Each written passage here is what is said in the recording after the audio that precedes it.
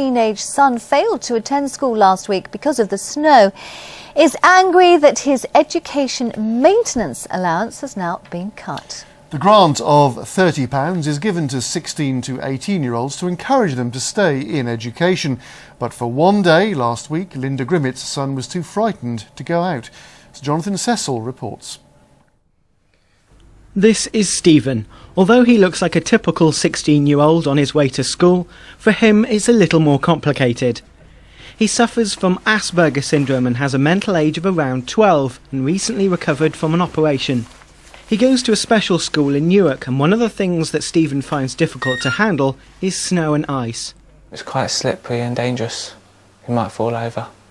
Stephen's now received a letter stating his EMA payment's been stopped because he didn't go to school on Tuesday and Friday last week during the snow and ice. You should have had some common sense put to it rather than targets and ticking boxes. There should have been more thought to the children's welfare going to school rather than the targets. The money Stephen would have received was going towards a school holiday to Skegness in the summer.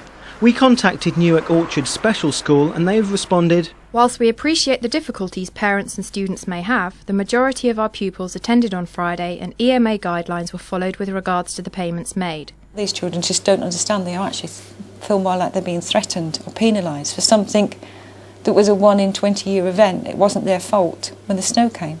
For now though, Stephen is back to school and trying to cope with this week's new weather challenges. Jonathan Cecil, East Midlands Today, Newark.